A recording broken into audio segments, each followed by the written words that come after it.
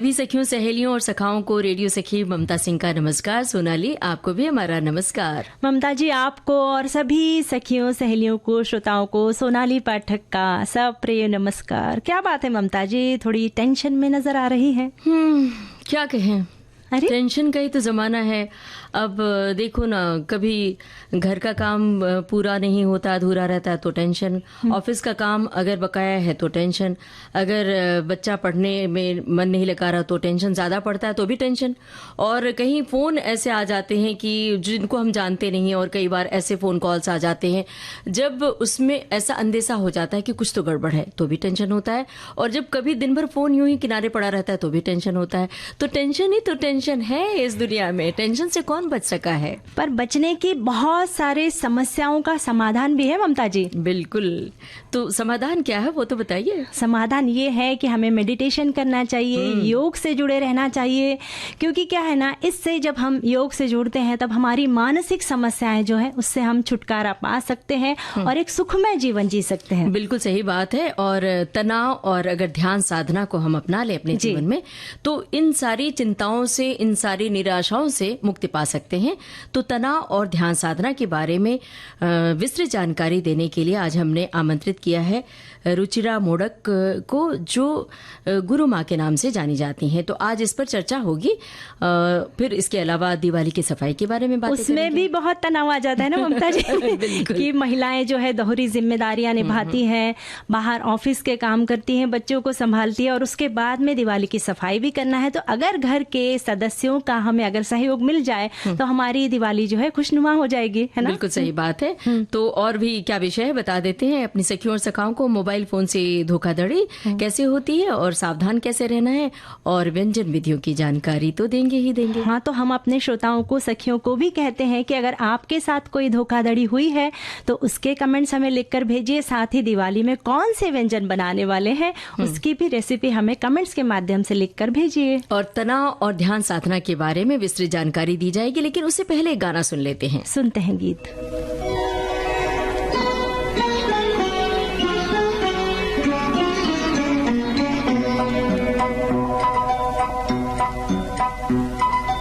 आपके अनुरोध पे मैं ये गीत सुनाता हूँ, मैं ये गीत सुनाता हूँ। आपके अनुरोध पे मैं ये गीत सुनाता हूँ, मैं ये गीत सुनाता हूँ।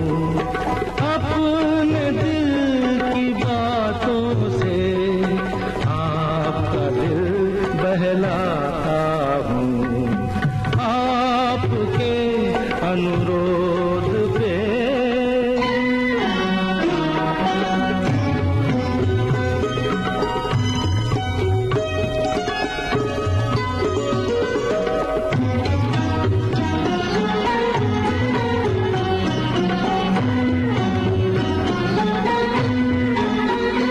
मत पूछो औरों के दुख में ये प्रेम कभी क्यों रोता है। मत पूछो औरों के दुख में ये प्रेम कभी क्यों रोता है।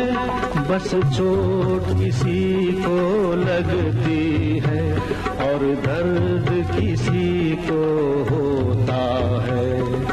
दूर कहीं कोई दर्पण टूटे, तड़प के मैं रह जाता हूँ। आपके अनुरोध पे मैं ये गीत सुनाता हूँ, मैं ये गीत सुनाता हूँ।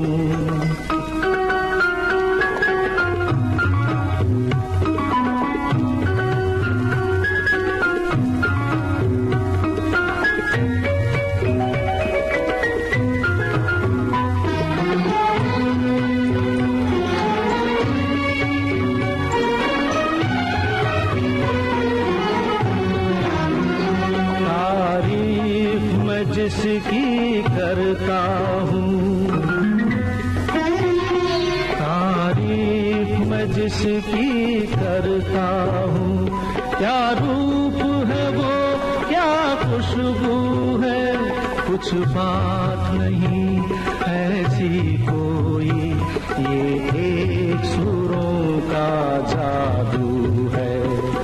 कोयल की एक कूक से सबके मन में हूँ उठाता हूँ, आपके अनुरोध पे मैं ये गीत सुनाता हूँ, मैं ये गीत सुनाता हूँ।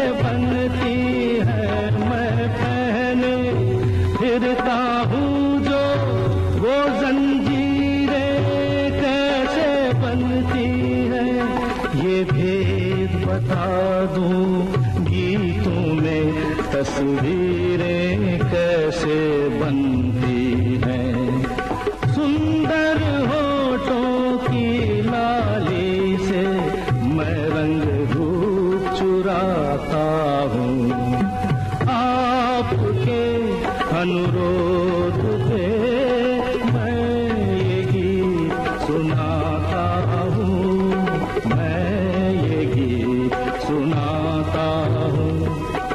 अपने दिल की बातों से आपका दिल बहलाता हूँ। अनुरोध फिल्म का ये गाना था, किशोर कुमार की आवाज, आनंद बख्शी के बोल थे, लक्ष्मीकांत प्यारेलाल का संगीत था। और सोनाली, कहीं आप तनाव में तो नहीं बैठी हैं? बिल्कुल भी तनाव में नहीं हूँ ममता जी, मैं तो बहुत खुश हूँ और मैं देख रही हूँ कि आज कुछ ऐसा कुछ हमें सुनने को मिलेगा जिसके कारण हमारा तनाव तो छू मंतर हो जाएगा। बिल्कुल बिल्कुल। जैसे आपने तनाव के बारे में बातचीत की, तो इस भागदौड़ भरी जिंदगी में जब हम तनाव से गुजरते हैं तो मेडिटेशन या ध्यान योग की शरण में जाते हैं। बिल्कुल। तो इस विषय पर और ज्यादा जानकारी देने के लिए हमने आमंत्रित किया है योग ध्यान साधिका और मार्गदर्शक रुचिरा मोडक, जिन्हें लोग गुरु माँ के नाम से जानते हैं। और आपसे बातचीत की है रेडियो सखी ममता सिंह ने। तो बातचीत हम अपने श्रोताओं को सुनवाते हैं। दोस्तों नमस्कार। आधुनिक जीवन कृत्रिम आवश्यकताओं का केंद्र बन गया है। धन जीवन के केंद्र में है और मन को पीछे धकेल दिया गया है। इसीलिए मन चंचल घोड़े की तरह भागता है। मन भागता है ढेर सारी जरूरतों की ओर, तो महत्वाकांक्षाओं का अंबार लग जाता है। कुछ महत्वाकांक्षाएं पूरी होती हैं, कुछ अधूरी रह जाती हैं। ऐसे मन को साधना बहुत जरूरी होता है। रोजमर्रा की जिंदगी में अपने मानसिक और शारीरिक स्वास्थ्य के लिए थोड़ी जगह योगासन को देना चाहिए, थोड़ी जगह ध्यान साधना को। कंप्यूटर, लैपटॉप, मोबाइल यानी कि स्क्रीन टाइम में तनाव बहुत ज्यादा बढ़ रहा है। ऐसे में अगर हम योग, ध्यान यानी मेडिटेशन करें तो तनाव से हम राहत पा सकते हैं। आज हमने विविध भारती के स्टूडियो में एक ऐसी शख्सियत को आमंत्रित किया है जिन्होंने योग साधना के माध्यम से स्वयं को साध लिया है। आप योग और ध्यान साधना के माध्यम से जीवन में नया रंग भरती हैं और योग साधना के माध्यम से बहुत कुछ सिखाती भी हैं। आपको बचपन में खेल में बड़ी रुचि थी और आपने लंबे समय तक केंद्रीय विद्यालय में अध्यापन भी किया है। तो हम विविध भारती परिवार की ओर से आपका स्वागत करते हैं। पहले हम सभी श्रोताओं को आपका नाम बता दें, जिनके बारे में हम इतनी सारी बातें कर रहे थे। आप हैं रुचिरा मोडक, जिन्हें हम गुरु माँ के नाम से संबोधित करते हैं। तो गुरु माँ रुचिरा मोडक जी, आपका विविध भारती के स्टूडियो में बहुत बहुत स्वागत है। प्रणाम, नमस्कार। नमस्कार ममता जी, और आपके सभी श्रोताओं को, सखी सहेली के सभी श्रोताओं को मेरा प्यार भरा नमस्कार। कैसा लग रहा है आपको विविध भारती के स्टूडियो में आकर? मुझे यहाँ आकर बहुत बहुत अच्छा लग रहा है। सखी सहेली कार्यक्रम का हिस्सा होना मेरे लिए बड़े गर्व की बात है, क्योंकि ये कार्यक्रम मैं बीच बीच में सुनती रहती हूँ। बहुत नियमित तो नहीं सुन पाती हूँ क्योंकि अक्सर यात्राओं पर रहते हैं, तो आते जाते कभी जब सुनने का मौका मिल जाता है, समय मिल पाता है, तो मैं अवश्य सुनती हूँ। ये तो मैंने सपने में भी नहीं सोचा था कि मैं कभी विविध भारती के स्टूडियो में आऊंगी और आपके साथ में बात करूंगी। जी, तो हम आपको अब रुचिरा दीदी के नाम से संबोधित करते हैं। रुचिरा दीदी, हमें बताइए कि आपका बचपन कैसा था और अपने शिक्षा के बारे में, अपने जॉब के बारे में थोड़ी सी जानकारी हमारे श्रोताओं को दीजिए। बचपन तो जैसे आम बच्चों का रहता है वैसे ही, लेकिन बचपन से मैं बड़ी नटखट शरारती थी। तो हम 5 बहनों में से मैं दूसरे नंबर की बहन हूँ, और कहीं भी घर में कहीं भी हो जाए या क्लासरूम में कहीं भी कोई शरारत हो जाए, सबसे पहले मेरा ही नाम पुकारा जाता था। तो ऐसी शरारती थी, खेलकूद में काफी रुचि थी। मैं फुटबॉल खेली हूँ, हॉकी खेली हूँ, और वेट लिफ्टिंग में तो यूनिवर्सिटी से स्टेट टीम के लिए सिलेक्शन हुआ था। पर फिर माँ ने कहा कि नहीं बेटा, तेरी शादी में बड़ी परेशानी आएगी, इस खेल में आगे मत बढ़, बाकी किसी और खेल में ठीक है। इसलिए फिर मैं हॉकी की ओर थोड़ी टर्न हुई।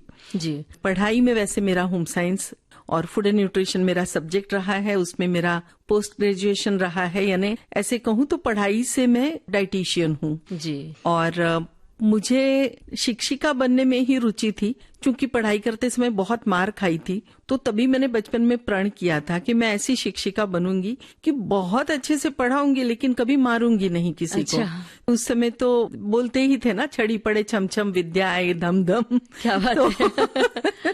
तो बहुत छड़ियां खाई थी, तो सोचती थी कि नहीं, बिना छड़ी के भी विद्या आ सकती है। तो बस उसी विचार को लेते हुए आगे बढ़ी, और कब ये विचार मेरे मन में बहुत पक्का हो गया कि मुझे शिक्षिका बनना है, ये मैं खुद नहीं समझ पाई। लेकिन फिर जब मेरा ये डाइटिशियन का पूरा हो गया कोर्स, मैं यूनिवर्सिटी में सेकंड आई थी तभी। तो जो हमारी एचओडी थी, उन्होंने कहा, उनके भाई डीन थे हॉस्पिटल के, तो वो बोले वहां पे डाइटिशियन की पोस्ट जस्ट अभी अभी इंट्रोड्यूस हुई है, तो उन्होंने कहा वहां पे ज्वाइन कर लो तुम। तो मैंने कहा नहीं, मुझे सुबह शाम पेशेंट के चेहरे नहीं देखने।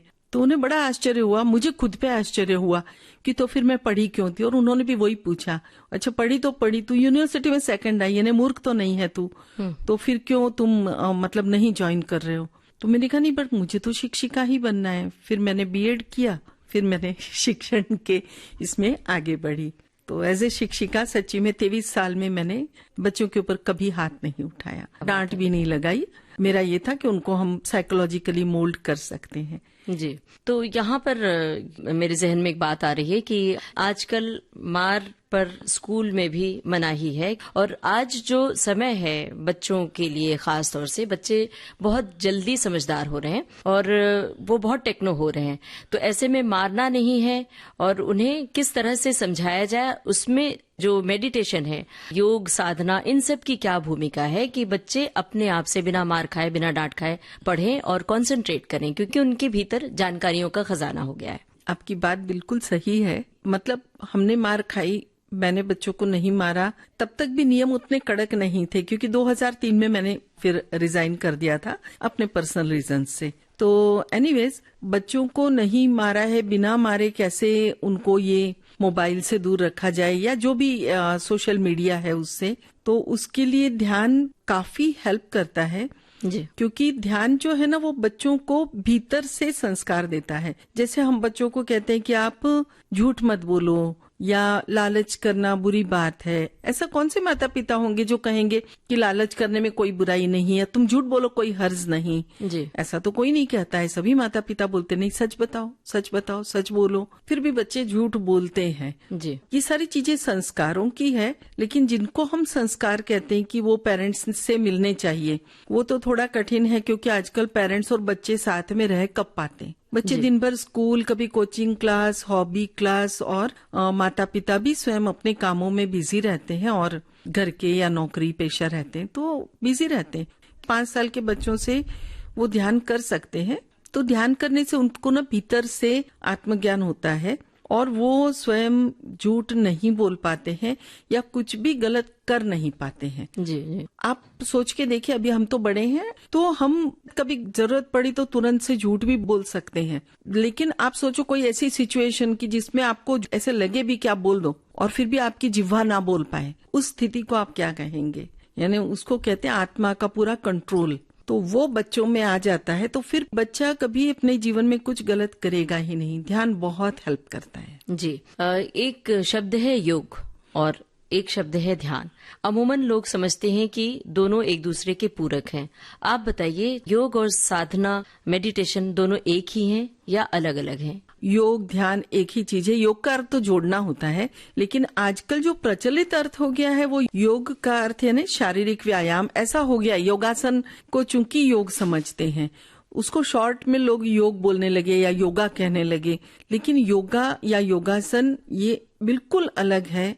वो शरीर का व्यायाम है। और ध्यान साधना जो है वो आप अपने आप को उस कॉस्मिक एनर्जी से जोड़ते हैं जो कण कण में व्याप्त है और सभी धर्म के लोग मानते हैं उसको। जी। मतलब कोई तो एनर्जी है, अब नाम कुछ भी पुकारें उससे कोई फर्क नहीं पड़ता है। वो जो एनर्जी है, चैतन्य है, उसके साथ में जब हमारा योग होता है, क्योंकि हम आत्मा स्वरूप हैं, ऐसे माना जाता है, लगभग हर धर्म में मानते हैं कि हमारे में आत्मा होती है। जैसे हम हिंदी में कहते हैं आत्मा, या उर्दू में कहें तो रूह कहा जाता है शायद। जी, रूह। और इंग्लिश में सोल कहते हैं। ये एक मोटे तौर पे मान ले कि शायद सभी धर्मों में आत्मा को तो रिकग्निशन है। तो यदि आत्मा है तो ये आत्मा ऐसे समझो कि एक बूंद की तरह है, और बाकी जितनी जो भी एनर्जी है, चैतन्य है, कॉस्मिक एनर्जी है, वो कण कण में व्याप्त है। तो जब वो कण कण में व्याप्त है और हमारे भीतर की एक, ये जब दोनों मिल जाएं, यही प्रयास होता है योग का। जी। बस वही कॉस्मिक एनर्जी ऑलवेज पॉजिटिव होती है, तो वो पॉजिटिव एनर्जी आपको प्रोटेक्ट भी करती है और कुछ गलत करने भी नहीं देती है। जी। तो वही आपको संस्कार भी देती है। तो क्या साधना के लिए किसी विशेष वातावरण की जरूरत पड़ती है कि बंद कमरे में, शांत वातावरण में, जंगल में, पहाड़ पर जाके साधना करनी है, या फिर हम भरी सड़क पर भी खड़े होकर, रेलवे स्टेशन पर या एयरपोर्ट पर बैठकर शोर के माहौल में कहीं भी हम साधना कर सकते हैं मेडिटेशन? देखिए, यदि आप पॉजिटिव की बात करेंगे कि अच्छा क्या हो, तो वो कहेंगे कि भाई शांत जगह हो तो अच्छा है। बंद कमरा हो, खुला कमरा से फर्क नहीं पड़ता है। अच्छा ये होता है कि आप जहाँ हैं उसके 10-15 फुट में कोई ना हो। अब वो जगह किसी पेड़ के नीचे, बगीचे में, मैदान में, नदी किनारे, समुद्र किनारे, वन में, पहाड़ पे, कहीं भी हो सकती है। जी। और आपके अपने घर में भी हो सकती है या घर के छत पे भी हो सकती है। तो आपको जैसा कन्वीनियंट है वैसे। अब महानगरों में ऐसी जगह मिलना भी मुश्किल है कि आपके 15 फुट के रेडियस में कोई ना आए, तो फिर ऐसा हो तो चल 10 फुट के रेडियस में कोई ना हो। जी। तो ये आप देख लीजिए कौन से समय आपको कोई नहीं है, ऐसा समय मिलता है, तब आप ध्यान करें। जी। तो आपके लिए आसानी। और लेकिन लोगों की ये अमूमन धारणा होती है, जैसे ही ध्यान करने बैठते हैं वैसे ही विचारों का झोंका आना शुरू हो जाता है। मतलब विचारों का महासागर, लहरें आने लगती हैं। तो इस पर किस तरह से विजय पाई जा सकती है? खुद को क्या करें कि ध्यान लगे? मतलब लोगों की ओर से ये मैं जानना चाहती हूँ। जी, आप पहली बात तो समय का है कि आप यदि प्रातःकाल करते हैं तो सुबह सुबह जब हम ध्यान करते हैं तो 4 बजे 5 बजे, तो उस समय आप देखेंगे तो सब लोग सोए रहते हैं। बहुत कम लोग सुबह जल्दी उठते हैं। तो जब लोग सोए रहते हैं तो तब विचार नहीं होते हैं। हमें लगता है कि विचारों का हमें क्या करना है। मतलब आपने जो प्रश्न पूछा वो तो अपने भीतर के विचारों का, लेकिन जिस तरह से वायु प्रदूषण होता है, जल प्रदूषण होता है, उसी तरह से विचारों का भी प्रदूषण होता है। जी। और इसका अपने को प्रभाव कहाँ देखने को मिलता है कि जब जैसे ही भीड़ भाड़ वाले क्षेत्र से निकल करके आप किसी शांत जगह पे आते हैं, आपको अच्छा लगता है, या आप नदी किनारे, समुद्र किनारे, पहाड़ पे, आपको अच्छा लगता है क्योंकि भीड़ नहीं होती। इसलिए आप जहाँ भीड़ कम हो, लोग कम हो और जिस समय लोग सो रहे हों, उस समय आपका ध्यान करना आपको हेल्पफुल है, ताकि बाहर के विचारों का प्रदूषण तो कम से कम ना हो। फिर रही बात कि आपके भीतर के विचारों का क्या, तो जब आप सुबह सुबह जल्दी उठते हैं, सो के उठे हैं आप, तो इसमें नहाना या ऐसा कोई कुछ नियम नहीं है। जी। क्योंकि ध्यान आत्मा से होता है, शरीर से नहीं होता। तो जब आप आत्मा है तो आत्मा का नहाना नहीं नहाना वाली बात ही नहीं है। अब आप सुबह उठ करके ध्यान करेंगे तो शरीर में भी विचार कम रहते हैं जी। तो इसलिए सुबह सुबह का ध्यान हम लोग अच्छा कहते हैं। जो लोग देर से उठने वाले होते हैं तो उनको भी हम लोग मतलब मैं तो सलाह देती हूँ, कोई बात नहीं बेटा, 4 साढ़े 4 बजे उठ जाना, आधा घंटा ध्यान करो और फिर से सो जाना। गहरी नींद आती, विचार हट जाते हैं, बहुत अच्छी नींद आती है। जी। अब सबसे बड़ा मुद्दा है आज के जमाने में तनाव। हर तरह के दौर में तनाव से लोग गुजरते हैं। एक जो महिलाओं में एक खास दौर आता है जिसमें वो डिप्रेशन की शिकार होती हैं और हार्मोनल चेंजेस होते हैं, वो है मेनोपॉज। तो वो जो अवस्था होती है वो बहुत डिप्रेशन की अवस्था होती है, तरह तरह की शारीरिक समस्याओं से भी जूझती हैं महिलाएं। तो उनके लिए आप क्या संदेश देंगी कि ध्यान साधना से किस तरह से वो निजात पा सकती हैं? जब हम ध्यान साधना करते हैं ना तो ओवरऑल कहें तो हम संतुलित रहते हैं जी। यानी वो अंदर से आपका भावनात्मक संतुलन भी रहता है और जब हम खुद संतुलित रहते हैं ना तो शरीर भी उतना ही संतुलित रहता है, बीमार कम पड़ता है, बीमारियां कम होती हैं। लेकिन ये सारी चीजें पर्सन टू पर्सन हमेशा डिफर करती है, क्योंकि जब हम कहते हैं कि ऐसा होता है तो ये चूंकि हमारा अनुभव है, लेकिन हर कोई उतना नियमित ध्यान करे तो होता है, नहीं करे तो नहीं होता वाली बात है।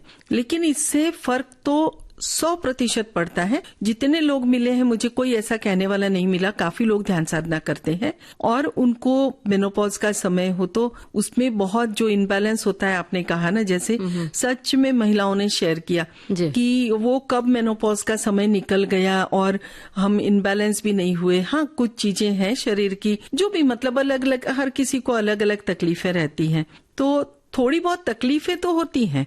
अब वो शरीर की जो कष्ट होने ना कई तो वो तो होते हैं जी। लेकिन उस समय से उन बातों से हम परेशान ना हो वो इम्पोर्टेंट है। बिल्कुल। और हार्मोनल इनबैलेंस भी थोड़ा कम होता है क्योंकि हार्मोन्स जो है वो अपनी भावनाओं से जुड़े और हमें भावनात्मक स्थिरता भी हमारे भीतर आती है ध्यान करने से जी। तो इस वजह से उसमें भी फर्क पड़ता है। तो कुल मिला के ये कह सकते हैं कि मेनोपॉज के समय भी महिलाओं को इसमें काफी हेल्प मिलती है।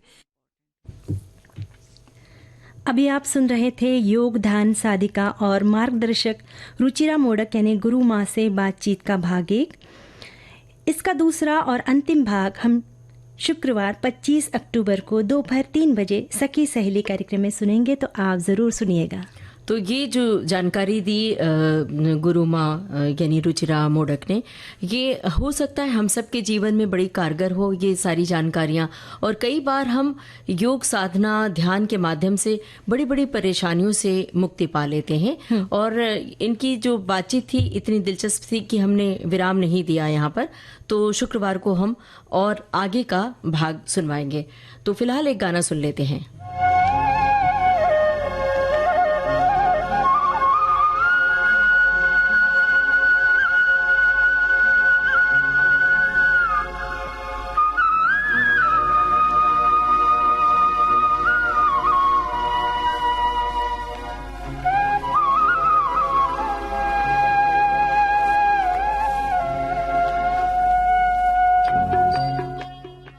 अंकुश फिल्म का गाना है, पुष्पा पाकधरे, सुषमा श्रेष्ठ की आवाजें हैं। शक्ति हमें देना दाता, मन का विश्वास कमजोर होना, इतनी शक्ति हमें देना दाता, मन का विश्वास कमजोर होना, हम चले नेक रास्ते पे हमसे भूल कर भी कोई भूल होना, इतनी शक्ति हमें देना दाता, मन का विश्वास कमजोर होना, हम चले नेक रास्ते पे हमसे भूल कर भी कोई भूल होना,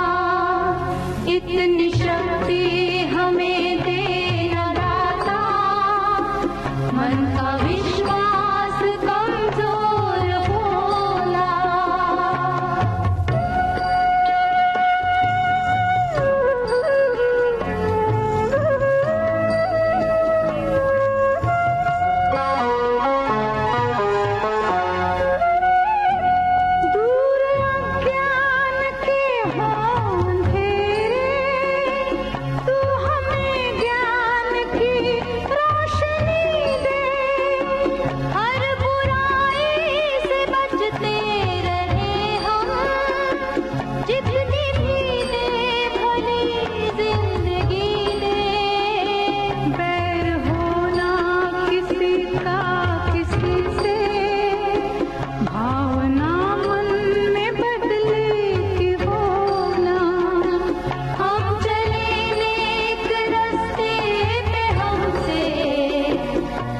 भूल कर भी कोई भूल होना, इतनी शक्ति हमें देना दाता, मन का विश्वास कमजोर होना।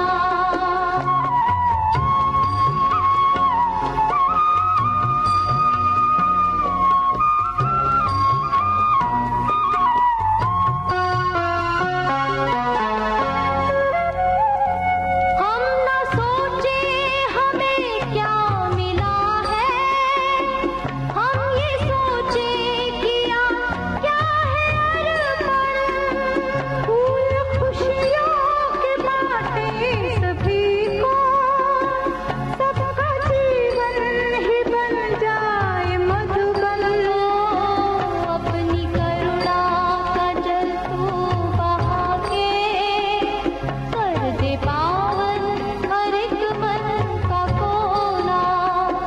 हम चले नेक रास्ते पे हमसे, भूल कर भी कोई भूल होना, इतनी शक्ति हमें देना दाता, मन का विश्वास कमजोर होना।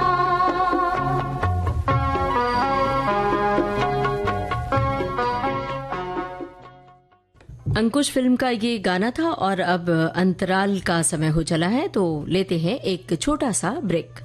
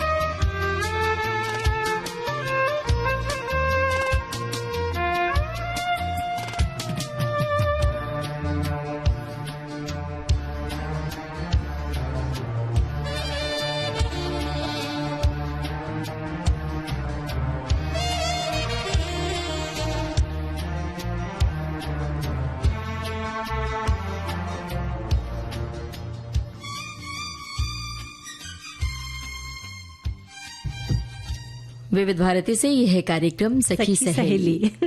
और ममता जी, मुझे आप अभी भी तनाव में नजर आ रही हैं। हाँ, अब क्या करें, अब कितना भी बचे हम, लेकिन थोड़ा बहुत तो तनाव हो ही जाता है। हालांकि ये इतनी दिलचस्प बातचीत सुनी तो उसका असर तो कम हुआ है कि अब तनाव नहीं लेना है। जीवन में तनाव बहुत बेकार होता है, लेकिन क्या करें, छोटी छोटी बातों को हम सोचते ही रह जाते हैं। अब जैसे हमारे श्रोता ने भी याद दिला दिया है कि सफाई बहुत जरूरी है, दिवाली की सफाई, यानी उसका तनाव है आपको। कैसे करें, कब करें। तो हमारे श्रोता ने एक सलाह भी दे डाली है कि सफाई को अगर हम 4 भागों में बांट लें तो दीपावली की सफाई हमें आफत की तरह नहीं लगेगी। पहली सफाई साप्ताहिक सफाई, और दूसरी सफाई मासिक, तीसरी सफाई हर 6 महीने पर कर लें, और फिर बचती है वार्षिक सफाई जो दीपावली के समय की जाती है। अगर हर सप्ताह में छोटी मोटी, हर महीने में थोड़े थोड़े कबाड़ को इकट्ठा करने की बजाय अपने घर से हटाते रहें, और अर्धवार्षिक सफाई में घर में इकट्ठा होने वाले कपड़े और गैर जरूरी डिब्बे अगर हटा दें तो वार्षिक सफाई में उतनी मेहनत नहीं लगेगी। परिवार का सहयोग फिर मिले न मिले, दीपावली की सफाई झंझट नहीं लगेगी। ये बात तो सही लिखी है उन्होंने, पर सहयोग की तो जरूरत होती है, चाहे मासिक सफाई करे या 3 मासिक करे। जी जी, इससे तो हमें वो परीक्षाओं की दिन याद आ गए कि भी मासिक परीक्षा है, अर्धवार्षिक परीक्षा, 6 परीक्षा है। हाँ, अपना खुद का असेसमेंट भी हो जाता है कि किस पानी में। और हमारे घर वाले जो है वो तो बहुत खुश हो जाएंगे, अरे वाह, इन्होंने तो बहुत अच्छा बंदोबस्त कर लिया है, बिल्कुल, हम तो मजे से जिएंगे। हमारे एक साथी लिखते हैं कि दिवाली के त्योहार का बहुत ही खास महत्व होता है। महीने भर पहले से इस त्योहार की तैयारियां शुरू हो जाती है और इसकी शुरुआत होती है घर की साफ सफाई से। दिवाली का त्योहार माता लक्ष्मी के आगमन का त्योहार है, इसलिए इस त्योहार पर साफ सफाई का विशेष ध्यान दिया जाता है। घर के कोने कोने को चमकाया जाता है। हालांकि दिवाली पर घर के कोने कोने में जमी गंदगी को साफ करने के साथ साथ घर के कबाड़ को भी बाहर निकालना जरूरी है। कुछ ऐसे सामान होते हैं जो अगर घर में पड़े रहते हैं तो वास्तुशास्त्र के नजरिए से नेगेटिविटी फैलाते हैं, साथ ही घर की खूबसूरती बिगाड़ते हैं। का काम करते हैं, जैसे गंदे कपड़े, फटे जूते चप्पल और टूटा हुआ कांच का सामान। तो ये बहुत बहुत अच्छी जानकारी दी है कि दिवाली की सफाई के माध्यम से हम घर की जो बेकार की चीजें पड़ी हुई है, उससे भी जैसे बाहर कर जैसे दें। पेपर है, अखबार है, बहुत सारे जमा हो जाते कि मैं बहुत सारे जमा करूंगी फिर मुझे थोड़ा ज्यादा पैसा मिल जाएगा। हमारा एक लालच होता है। ये तो बहुत अच्छी बात याद दिला दी आपने। और एक जो टूटा हुआ कांच की बात कही है, तो टूटा हुआ कांच तो वैसे वास्तु के हिसाब से रखना नहीं चाहिए, लेकिन उससे खतरा भी होता है। बच्चे अगर हाथ लगा दें। हाथ लगा दे, किसी बड़े का भी हाथ लग जाए तो खरोच आएगी, खून निकलने लगेगा, कट जाएगा, जी। वो तो बहुत ही हानिकारक होता है, खतरनाक होता है, तो वो तो हटाई दे। और एक श्रोता ने लिखा है कि दिवाली और सफाई में परिवार का सहयोग मिलना बहुत ही जरूरी है। दिवाली की सफाई में अगर एक जान अकेला काम करेगा तो उसे कार्य करने में भी समय लगेगा, अगर लोग उसका सहयोग करेंगे तो सारे कार्य जल्दी जल्दी हो जाएंगे। आपको क्या करना होगा, आप लोग अपने सारे घर के कामों को बांट ले, और एक काम मैं करूंगी और एक काम तुम करोगी। इससे देखिए कि आपकी दिवाली की सफाई कितनी जल्दी हो पाएगी। ये तो बिल्कुल सही बात कही है कि अगर 4-5 लोग घर में हैं और एक कोई व्यक्ति या एक कोई महिला सफाई अभियान में जुटी है तो उसकी तबीयत भी खराब हो सकती है, थकान हो सकती है, और आपके लिए मुसीबत भी हो सकती है, वो बीमार पड़ेगी। इसलिए बेहतर है कि बच्चे से लेकर बड़े तक काम बांट ले। हमारे एक साथी लिखते हैं कि अब आखिरी में आप अपने बेडरूम के साथ ही लिविंग रूम को अच्छे से क्लीन कर लीजिए। जहां आप बेडरूम की बेडशीट और पर्दे को बदल लीजिए, लिविंग रूम में सोफे के कवर बदलने के साथ ही वहां रखे डेकोरेटिव आइटम्स को अच्छे से क्लीन कर लीजिए, और इसके अलावा फर्श को भी साफ कर लीजिए। यानी उन्होंने एक एक कमरे का लिखा है, फिर उन्होंने रसोई घर का भी लिखा है कि रसोई घर का इस्तेमाल आपको खाना बनाने के लिए सुबह शाम करना है, इसलिए दिवाली की सफाई में इसकी क्लीनिंग जल्दी कर लेना चाहिए। ऐसे में आप किचन क्लीनिंग के लिए बहुत सारे पाउडर, डिटर्जेंट का इस्तेमाल कर सकते हैं। इससे किचन की टाइल्स और प्लेटफॉर्म आसानी से चमक सकेगा। चाहे तो आप बेकिंग सोडा और विनेगर का भी यूज कर सकते हैं। क्या बात है भाई, आज हमारे श्रोताओं ने बड़ी पते की बात लिख भेजी है सफाई के मामले में। हमें लगता है कि ये सब लोग जुटे हुए हैं साफ सफाई में, बड़ी अच्छी बात है। एक श्रोता भी लिख रहे हैं कि किचन की क्लीनिंग करने के बाद अब आप कांच के बर्तनों को बेहद ही संभाल कर साफ करें। इन्हें आप गर्म पानी या डिटर्जेंट में थोड़ा नमक मिलाकर क्लीन कर सकती हैं। इसे घोल में एक एक कांच का बर्तन डालकर आराम से साफ करें। इसके अलावा घर में रखे बाकी सामान को भी क्लीन कर लें। ये तो बहुत पते की बात लिखी। और हमारे एक साथी भी लिखते हैं कि भाई दिवाली का त्योहार है जो उसमें घर की सफाई का काम घर के हर सदस्य को बंटवारा कर लेना चाहिए, जिससे पैसे की भी बचत होती है और मेहनत से अच्छी सफाई कर सकते हैं। इसके लिए परिवार के मुखिया की मुख्य भूमिका होती है, जिसके आदेश से पूरा परिवार का पालन होता है। ऐसा ना हो कि घर के बुजुर्ग काम करने में लगे हुए हैं और जो है बहुरिया पति को लेकर पिकनिक पर निकल जाए तो दूसरी बहू भी सहयोग नहीं करेगी, वहीं बड़ी बहू के आने का इंतजार करती रहेगी, फिर तो सफाई पड़ी की पड़ी रह जाएगी और कलह भी बढ़ जाएगा। ऐसा नहीं होना चाहिए। हमें सबको एक उदाहरण पेश करना चाहिए कि दूसरे लोग हमारी सफाई देख वाह वाह तो करे, साथ ही ईर्ष्या भी करे। देखो पैसे बचा और पूरे परिवार ने कितनी बढ़िया सफाई की है। बिल्कुल, ताकि पड़ोसी कहें कि वाह क्या अच्छा माहौल है। लेकिन एक बात बताइए, आज आप अपने घर में घर वालों को ये प्रोग्राम सुनने के लिए कहा है कि नहीं? ये प्रोग्राम जरूर सुनवाइए। बिल्कुल। और अगर नहीं सुना है तो रात में 3 बजे भी सुन सकते हैं। बिल्कुल, ताकि ये जो बातें हो रही है ना, तो सबको कहने की जरूरत ही न पड़े कि आप ये काम करो, आप वो काम करो। सब लोग अपने आप से बांट लेंगे और हम बातों के बीच में गाना सुनवा दें।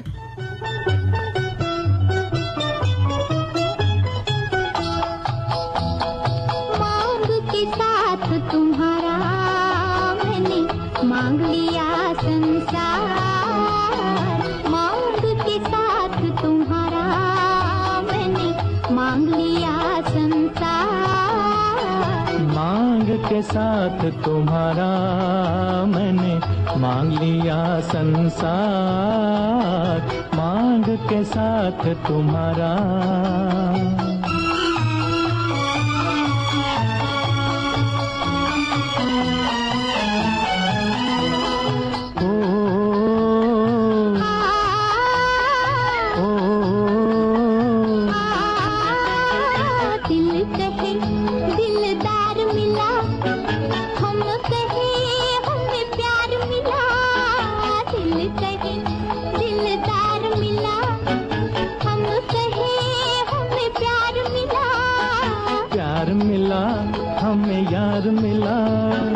एक नया संसार मिला, प्यार मिला, हमें यार मिला।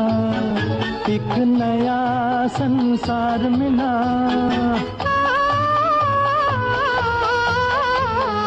आस मिली, अरमान मिला। जीने का सामान मिला, मिल गया एक सहारा।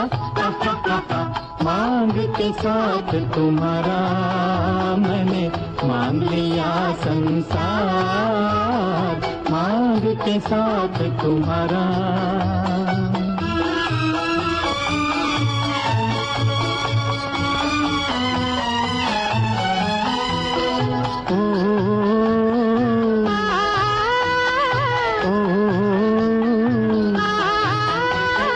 दिल जवां और रुत हंसी, चल यूं ही चल दे कहीं। दिल जवां और रुत हंसी, चल यूं ही चल दे कहीं। तू चाहे ले चल कहीं, तुझ पे है मुझको यकीन। तू चाहे ले चल कहीं, तुझ पे है मुझको यकीन। जान भी तू है, दिल भी तू ही। राह भी तू, मंजिल भी तू ही। और तू ही आस का तारा। मांग के साथ तुम्हारा मैंने मांग लिया संसार, मांग के साथ तुम्हारा।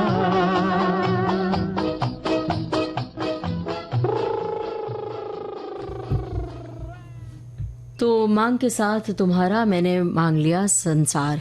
तो क्या होता है जब एक दूसरे का साथ मिलता है ना घर परिवार में, तो काम बहुत आसान हो जाता है। हमारे श्रोताओं ने भी लिखा है कि भाई हमने तो मिलजुल कर अपने घर की सफाई कर ली है। और एक श्रोता ने लिखा है कि रुचिरा जी, योग संबंधित उपयोगी जानकारी बातचीत का इंतजार रहेगा। मतलब इन्होंने पहले ये टिप्पणी भेजी है।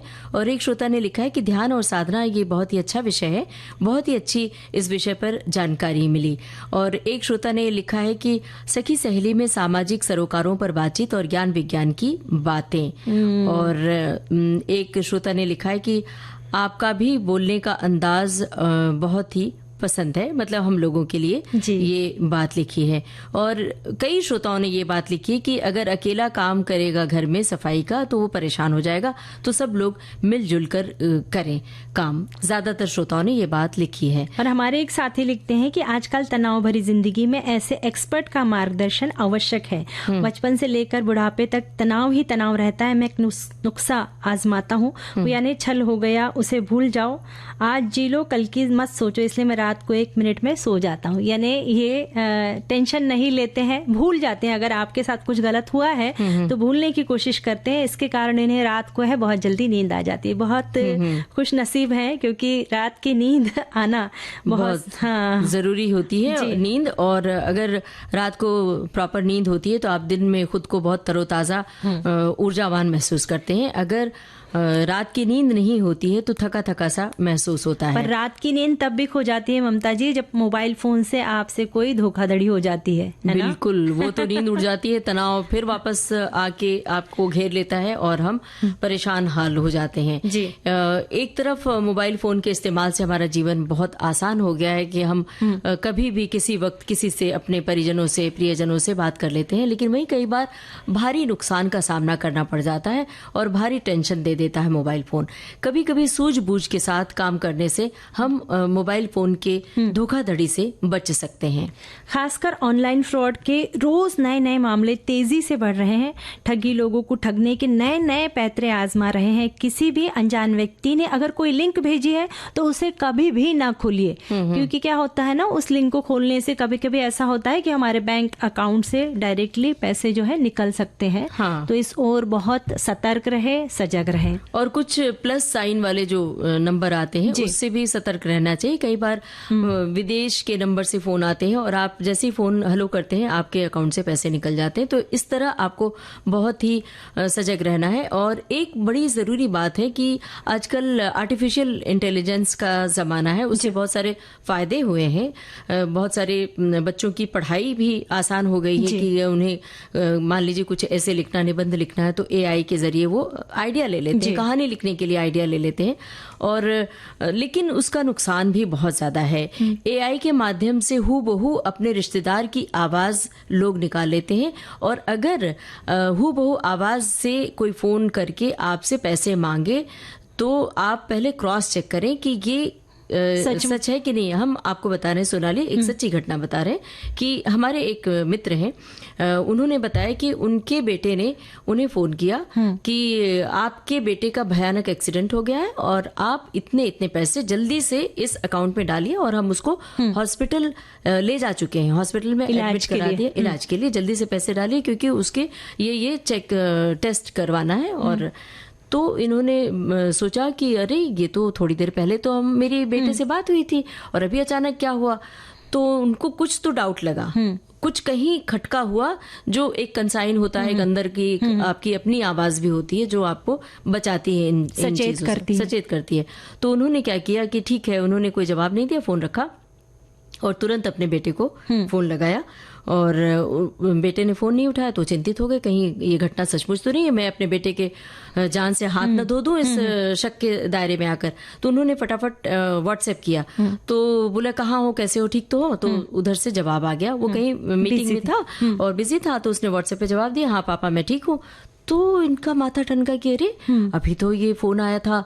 तो फिर कहा अर्जेंट है फोन, तुम उठाओ और फोन पे बात करो। तो जब बात बताई तो बेटे ने कहा नहीं मुझे कुछ नहीं हुआ, मैं तो अपने ऑफिस में बैठा हुआ हूँ। तो इस तरह के जो फोन आते हैं आप एकदम से विचलित होकर फटाक से पैसे मत दीजिए, पहले कंफर्म कर लीजिए। हाँ, जिस नंबर से फोन आया और ऐसे बताते हैं ना ममता जी कि ये जो है ना मेरा दूसरा नंबर है, मेरा पहला नंबर काम नहीं कर रहा है। तो आप जो पहला उनका आपके दोस्त का नंबर है उस नंबर पे फोन करके चेक कीजिए कि भाई सचमुच हमारे दोस्त को पैसे की जरूरत है या नहीं।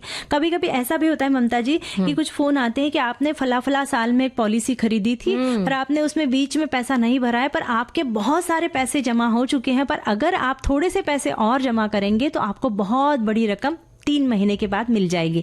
तो लोग बाग थोड़े से लालच में आके कि चलो मुझे इतने सारे पैसे मिलने वाले हैं तो मैं थोड़े से पैसे जमा करवा देता हूं, पर वो जो होती है वो फ्रॉड फोन्स होते हैं, तो धोखाधड़ी होती है वो। तो ऐसा बिल्कुल भी ना करे। सचमुच उस ऑफिस में जाके देखिए कि सचमुच आपने पॉलिसी खरीदी थी क्या, या आपने बीच में छोड़ दी थी क्या, या मुझे पैसे भरना चाहिए या नहीं। और आपके मोबाइल पे एक फोन के अलावा मैसेजेस भी आते हैं कि आपकी इतनी लाख की लॉटरी लग गई है, आप बहुत बड़े भाग्यशाली हैं और आपको ये गिफ्ट मिलना है, आप फलाने जगह पर आ जाइए। तो ये तो बहुत, जब मोबाइल फोन आया था तभी से ये इस तरह के फ्रॉड की शुरुआत हो चुकी है।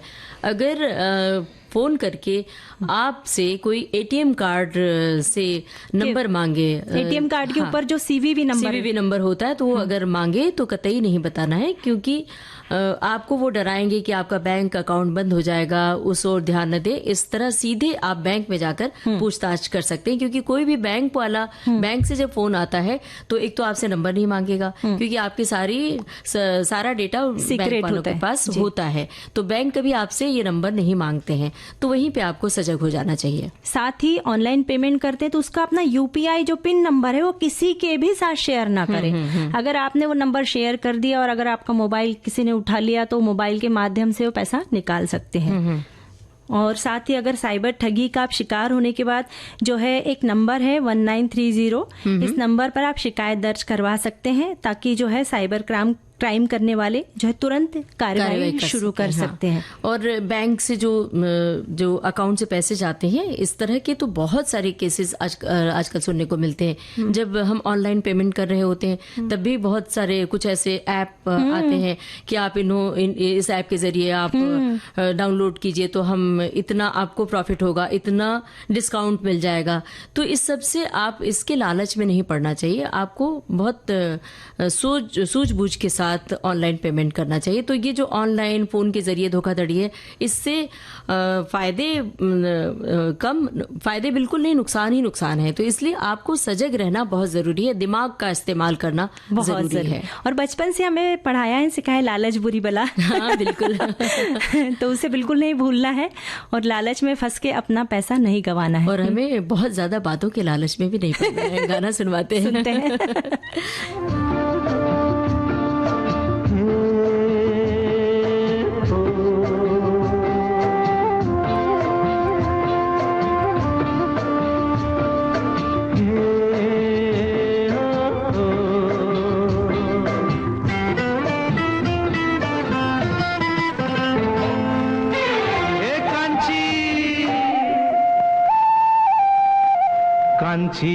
कांची रे प्रीत मेरी सांची, रुक जा न जा दिल तोड़ के। हो कांची रे प्रीत मेरी सांची, रुक जा न जा दिल तोड़ के। हो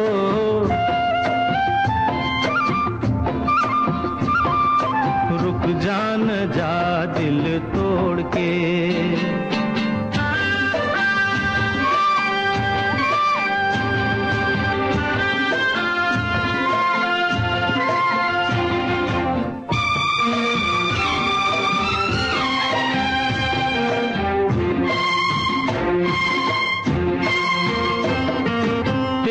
हाथों में है मेरी डोरी जैसे, कच्चे धागे से मैं बंधा आया ऐसे।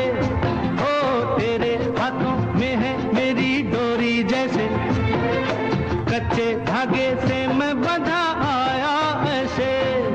मुश्किल है जीना दे दे ओ हसीना, मुश्किल है जीना दे दे ओ हसीना, वापस मेरा दिल मोड़ के। कांची रे प्रीत मेरी सांची, रुक जा न जा दिल तोड़ के। हो रुक जा न जा दिल तोड़ के।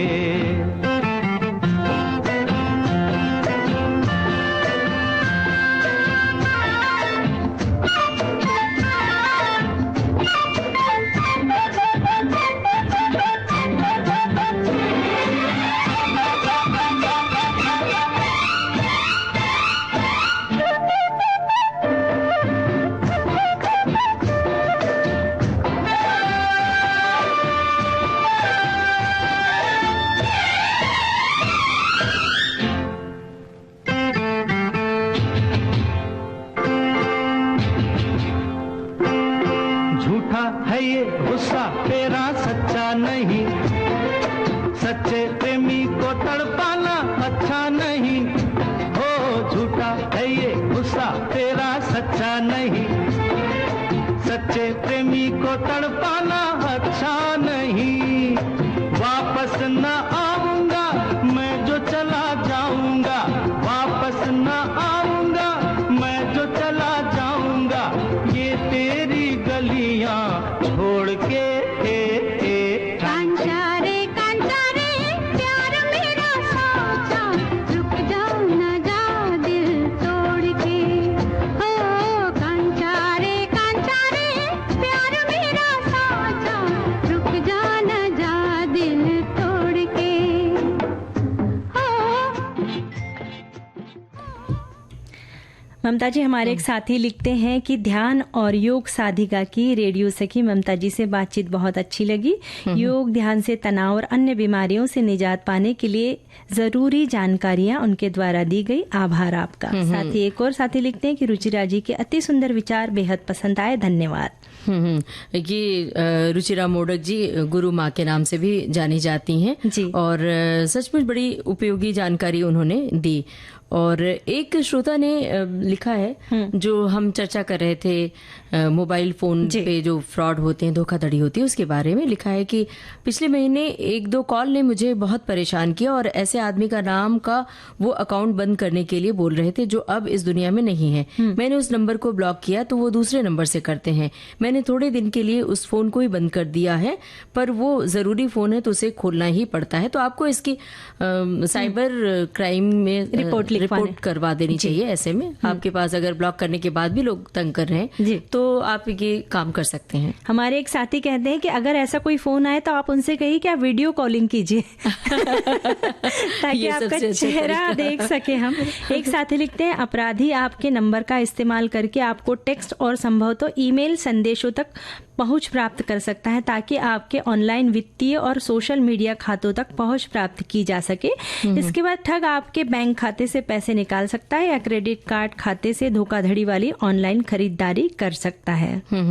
एक श्रोता ने लिखा है कि कम जागरूक लोग अक्सर ठगी का शिकार होते हैं, जैसे कि प्रलोभन में आ जाते हैं कि आपका नंबर लकी ड्रॉ में सिलेक्ट हुआ है, आपको 2 लाख रुपए या इससे भी ज्यादा रकम आपको फ्री में मिलने वाला है। तो इस तरह विवेक का इस्तेमाल करें, लालच में न पड़े।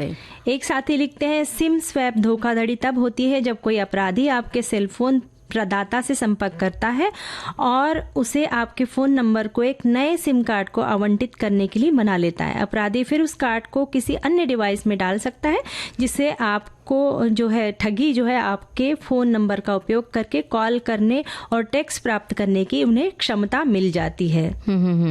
ये बहुत सारे साथी हमें इस तरह से मैसेज के माध्यम से हमें बता रहे हैं और हमें सचेत कर रहे हैं। एक साथी ये भी लिखते हैं कि कम जागरूक वाला आपने पढ़ा ना मैसेज। हाँ, देखिए ना सोनाली, ये देखिए ये टिप्पणी लिखा है कि मोबाइल की दुनिया ने तो आदमी को जितना फास्ट किया है वो आदमी की कल्पना से परे है, लेकिन जितनी तकनीक का इस्तेमाल जीवन की सफलता के लिए मनुष्य कर रहा है उतनी ही तेज गति से एक वर्ग है जो हमेशा से समाज का विरोधी रहा है, वो है ठग गिरोह। ये एक ऐसे गिरोह होते हैं जो मनुष्य के विकास के साथ साथ समाज के भीतर घुसकर आम आदमी की जिंदगी मुसीबत में डाल देते हैं। तो ये दरअसल समाज का हिस्सा नहीं है, बल्कि ये समाज के जो सभ्यता का विकास हो रहा है उसमें ये हिंसक के रूप में काम कर रहे हैं। बिल्कुल सही बात है। वो जो ठगी करते हैं वो मुझे लगता है कि कई बार लोग मजबूरीवश भी करते हैं, लेकिन कई बार तो लोग आदतन भी करते हैं। जो भी है, अगर आपको आय का जरिया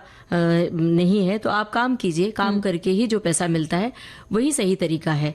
ठगी या फ्रॉड के जरिए जो कमाया पैसा होता है, धन होता है, वो कभी भी कारगर नहीं होता, ठीक नहीं होता है। वो तो बात आपने सही कही, पर कुछ लोगों को काम चोरी की इतनी आदत होती है कि उन्हें बस ऐसे ही मिल जाए तो बस खुशियां ही खुशियां उनके जीवन में। वैसे दीपावली का जो हमने सफाई का मैसेज पढ़ा था श्रोताओं का, उनमें एक हमारे साथी लिखते हैं कि दीपावली की सफाई के दौरान हमारे पास कुछ कपड़े जो अच्छी हालत में, जो सामान अच्छी हालत में है, वो सब हम ऐसे लोगों को दे दें जिन्हें बहुत जरूरत है।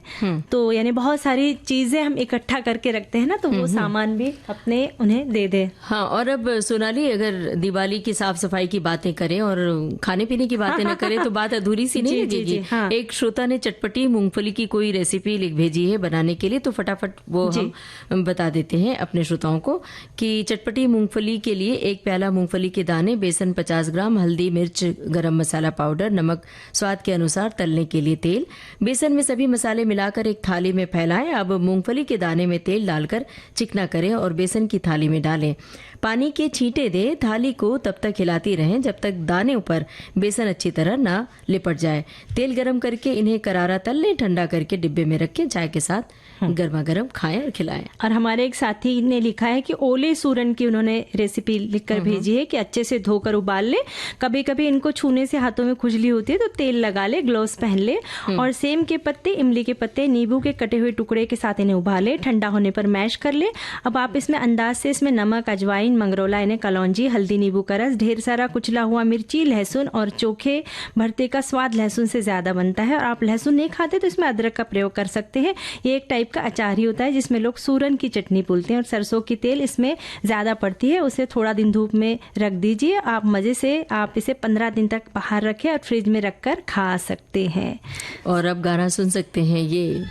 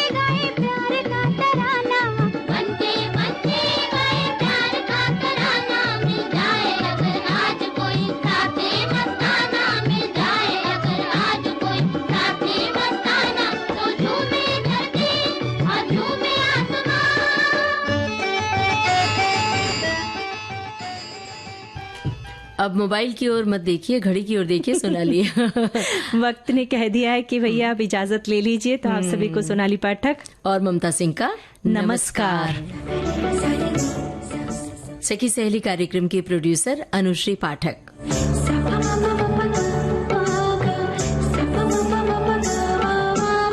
सखी सहेली।